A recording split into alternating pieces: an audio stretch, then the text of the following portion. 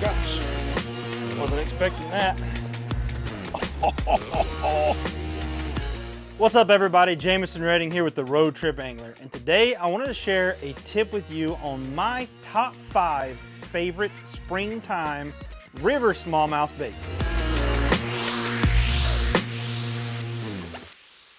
I really love this time of year. All the trees are starting to bloom back out, the leaves are coming out on them, the grass is turning green, and that usually means that the smallmouth are going to start feeding a little more aggressively.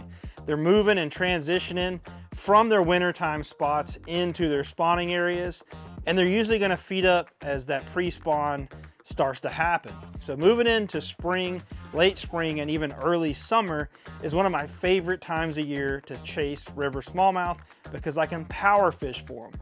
So I thought in this video what I would do is just kind of go through what I'm going to tie on when I hit the water this time of year.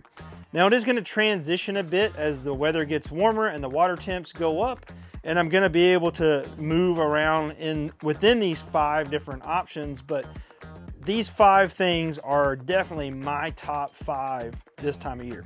Number 1 on the list for springtime smallmouth in the river is a crankbait. Now where I live here in North Carolina, I'm fishing a lot of rocky rivers like the New River, and some of those areas are shallow. When I say shallow, you know, you're fishing in 3 to 4 feet of water.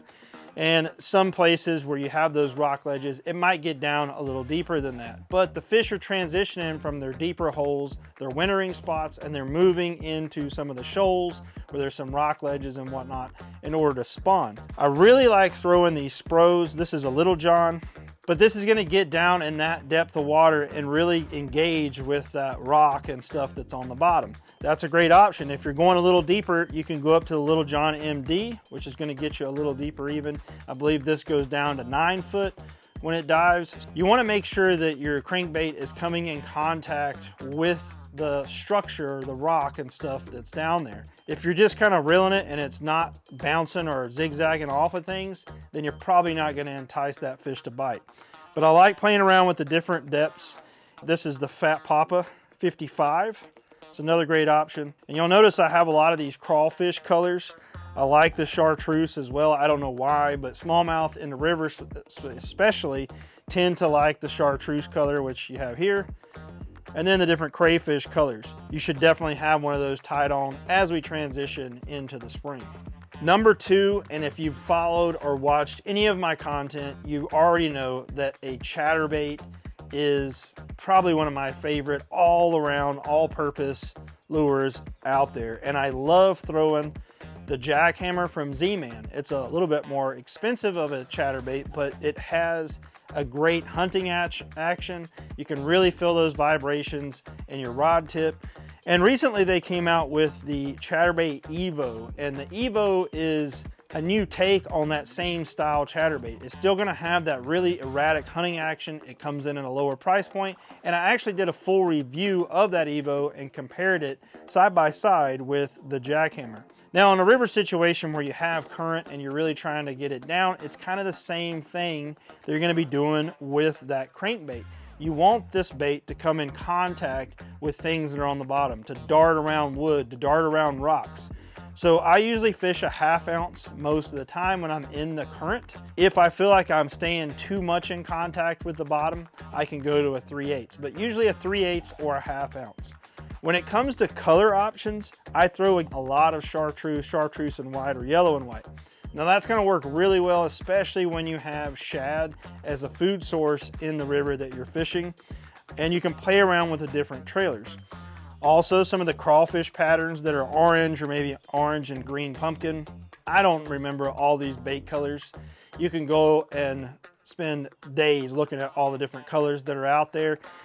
I don't get hung up in it. I like having a white. I like having white and chartreuse. I like having something dark like a black and blue or black and purple. And I like this bright orange color as well, and just kind of having a different range. I don't get hung up in what is this color exactly imitating, but color does matter.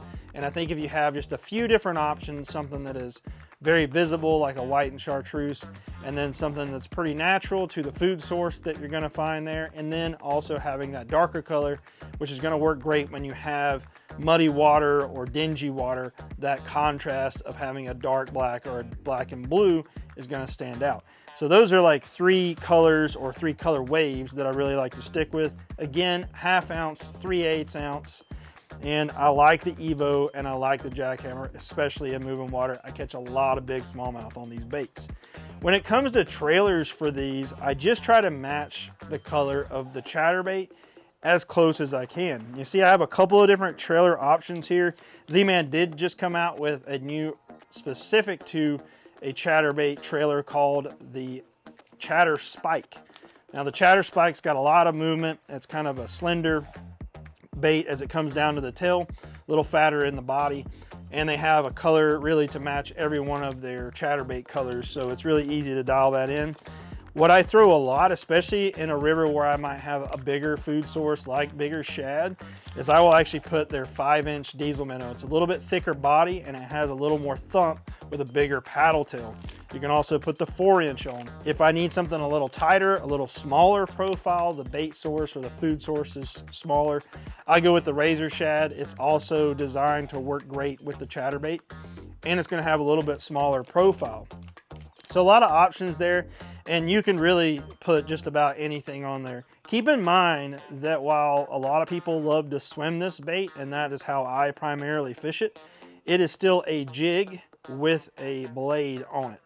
So you don't always have to swim it. You can slow this down, you can work it like a jig, and you can even put the same trailers that you would put on a regular jig on this bait and really maximize the different ways that you fish it by swimming it, jigging it, pausing it. You know, a lot of times if the fish are aggressive, you can get away with just casting it out and reeling in. So very versatile bait. Should definitely have a Chatterbait. I really like the Jackhammer. I really like the new Evo, and I feel like the Evo is at a great price point, so you should check that out. The other bait that I really like to have in my arsenal, and I usually have both a Chatterbait and a spinnerbait tied on when I'm on the water. So number 3 is the spinnerbait. Now there are a lot of different spinnerbaits on the market, and you can play around with the different blade shapes, whether it's a Colorado blade or a willow blade or a combination of the two in different sizes to get different thumps. This is a double willow blade, pretty big willow blade, and they're even different colors, and that comes into play too, the gold or the silver. So a lot of different options, and you can really get in the weeds with this stuff. But having just a good all-around spinnerbait. This is a Z-Man spinnerbait here. And again, same thing with the colors. If I have shad, I like that white and chartreuse. It seems to work really well in the rivers here in North Carolina and even down in South Carolina for smallmouth. I also like having some of the bluegill colors, especially if you're in, not say bluegill, but really any kind of sunfish color that's going to have that green pumpkin, maybe a little bit of orange on the chin or the belly here. But when those fish are spawning, if you bring that by, a lot of times that might trigger that reaction bite. I love a spinnerbait, especially when it's windy out. If you have a little bit of surface movement, if you have a little bit of chop on the water, a spinnerbait is going to work great, but it also works well in that current and then that white water around those shoals. So if you're getting bit or missing fish on the Chatterbait, try following it up with a spinnerbait and making a few casts in those same areas with the spinnerbait. For trailers, you can really do similar things there. You can use that diesel minnow. You can play around with the razor shad or probably even the chatter spike. I haven't tried it yet, but one of the things that I do a lot of times with that spinnerbait, just because it already has a little bit bigger profile with those blades and that skirted, jig on the other end, I will go to a slimmer profile trailer. So something that I've used a lot is the scented paddlers. They come in a couple of different sizes, so a 4-inch and a 5-inch. A little more subtle than your diesel minnow. They don't have quite as big a body. And the tail, the paddle on the tail is not quite as big and pronounced. So you get a little less thump there. But again, you can play around with that. And there's a lot of trailers even, and I can't remember what they're called, but the little slender bodies with just a forked tail work really well as well. But I find that scented paddlers is one of my go-to trailers on that, or even a diesel minnow, and usually the 4-inch. Again, I'm usually shrinking that profile down on a spinnerbait a little bit more than I do on a chatterbait. Let's move on to number 4. As things heat up, you're going to start to see a lot of active fish in the shoals and the moving water, in the white water. And I love throwing a topwater bait, and you just simply cannot go wrong with the good old Spook or Super Spook Junior This is the Spook Junior here. This is a saltwater one. It's a bone color. You can play around with different colors, but typically I like having a lighter color and a darker color. It's a topwater bait. I don't think color is as important because you're typically moving this bait pretty quick across the surface of the water, and if it's sunny out or even cloudy out, you're really just getting contrast that the fish is seeing from underneath. I love the sound. Everybody hear that good? I love the sound that a Spook Junior makes, and the saltwater one is just really the different hooks that it has on it. I'm always going to have one of these in my box and probably tied on even when the water starts to warm up and those fish begin to get really active. Bait number 5, some type of fluke style jerk, plastic jerk bait, if you will. This is a scented jerk shads. You can also get the streaks from Z-Man. It's a very similar profile. You can get the Streaks XL, which is a bigger bait, so you can play around with the different sizes. But this is just going to imitate a bait fish, and you can weight this different. You know, you can have it where it's completely weightless. It's going to float on the surface or be really close to the surface. Put a little bit of weight on it to get it just down below the surface. But having this tied on to follow up to a missed strike on a topwater bait like the Spook is so key. I can't tell you how many times I've put that topwater bait down and picked this up after missing a strike. Instead of following it up with that topwater, that fish might be sitting there and kind of looking for that bait that it just struck and may be injured. When this comes through the water, just a little bit lower in the water, that fish is not having to be quite as aggressive to attack it, and a lot of times you're going to get bit. And it might be the same fish, or it might be that the fish is wolf packing with others and they're feeding aggressively. Sometimes they'll follow up on that topwater, but a lot of times they won't. To quickly recap my top 5 favorite baits to chase river smallmouth in the springtime, number 1 was the crankbait. Find the crankbait that goes to the right depth so that you're staying in contact with those ledges, those rocks, and that structure that's on the bottom, but you don't want to necessarily be digging into the bottom the whole entire time you're swimming it. You just want it to come in contact with things that are coming up off the bottom. Number 2, and probably my favorite bait to throw for just about any predatory game fish, a chatterbait. I really like the Evo from Z-Man, and I also really like the Jackhammer from Z-Man. So those are my 2 favorite chatterbaits, especially for river fishing.